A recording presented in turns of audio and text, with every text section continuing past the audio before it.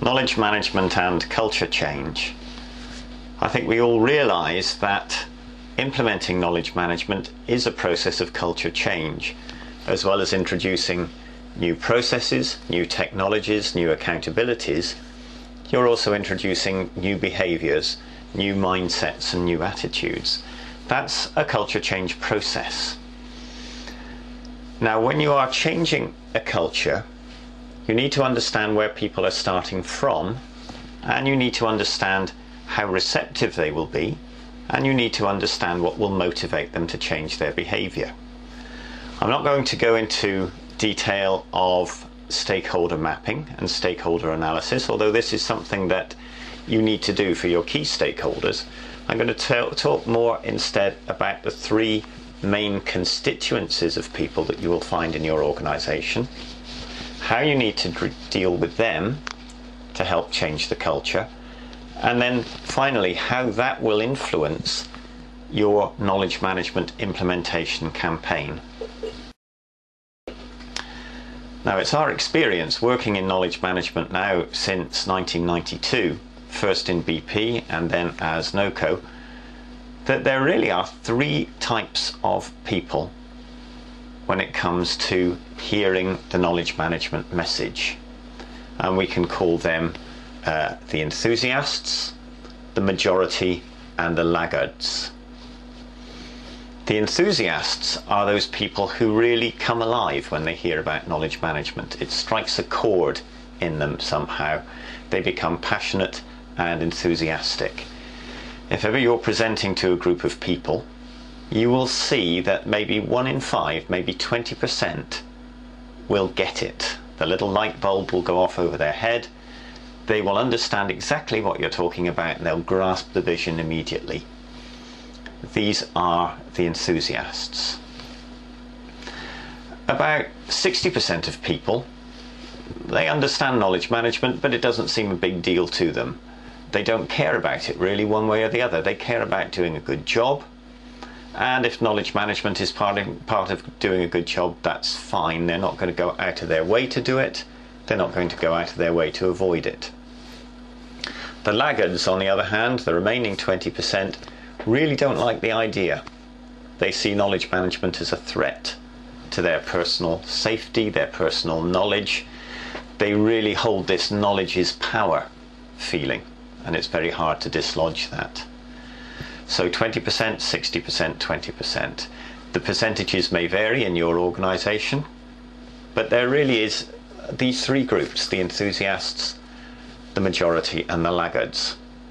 Let's talk about these one by one and talk about what motivates them and therefore how you need to address them as part of your campaign. Firstly, the enthusiasts. Now, the enthusiasts are the people that you will love to spend time with because they understand what you're talking about, they're excited, they want to hear from you, and it's very tempting to spend a lot of time with these people, but you do have to remember they are a minority. However, they're a very useful minority, and they're the people you work with in the early stages. All you need to do to motivate them is to give them permission and freedom to work with knowledge management. You give them the tools, you give them the time, you give them the direction. You use them for your proof of concept exercises in the early stages. You use the enthusiasts to deliver your pilot projects. You work with the enthusiasts to deliver early wins in knowledge management. But don't stop there. I think it's always very tempting for the knowledge management professional to continue working with the enthusiasts and perhaps to limit your vision to the enthusiasts, to assume that everybody is an enthusiast. Well, they're not, and if you only ever work with enthusiasts, you're only ever preaching to the choir, you'll only ever reach 20% of the organisation, you'll only ever reach 20% of the knowledge. The remaining 80% is not held by enthusiasts, and that's a lot of knowledge. So you then move on to the majority. So how do you motivate the majority? The majority want to do a good job. So I think what you need to do is make sure that knowledge management is seen as part of doing a good job. Therefore, you embed knowledge management in the work processes, the work practices, the job descriptions, so that it's part of normal work. They won't particularly be enthusiastic about doing it, but they'll do it. Much as they're not enthusiastic about budgeting, they're not enthusiastic about time writing, but these are defined as part of doing a proper job. So they'll do it. They'll do knowledge management. They'll turn up at the retrospects. They'll turn up at the peer assists. They will be involved in the process. And once you have them involved in the process, then the value will be delivered. So how do you make knowledge management part of normal work? Well, you have to define it in your management frameworks. You have to define it in your project framework, for example. You have to define that every project will have a knowledge management plan. Every project will hold a retrospect.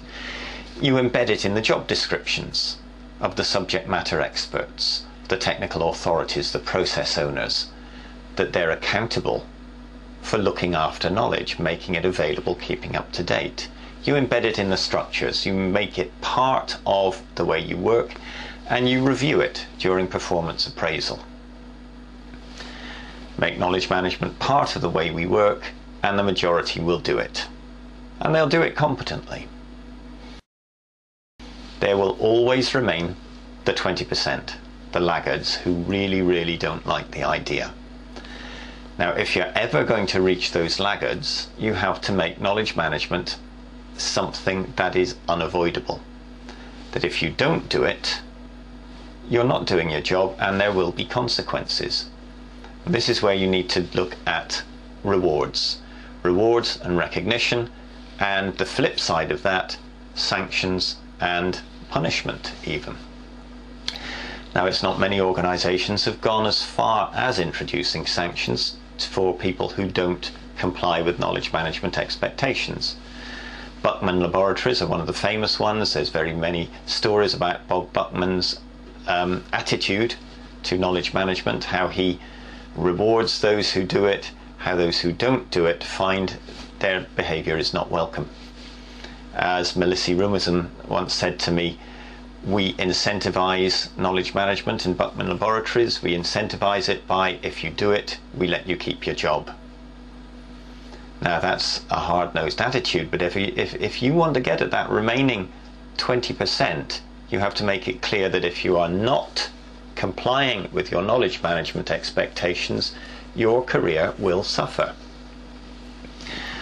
They won't like it, but they'll do it.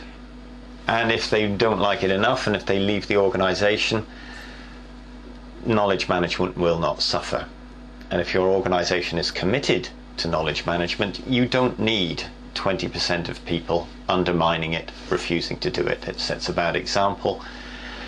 It demoralizes the ones who are enthusiasts, and it demoralizes the majority.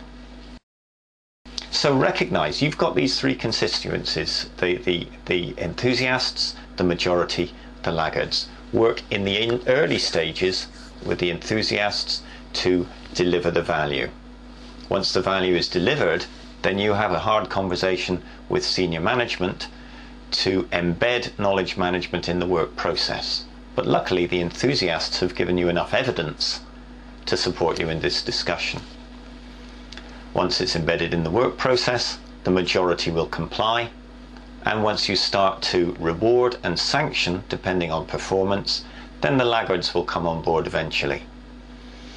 Don't assume everyone will be an enthusiast. You won't get very far. Recognize these three constituencies, treat them in different ways, and the culture will change, and you will deliver fully embedded, fully internalized knowledge management performance.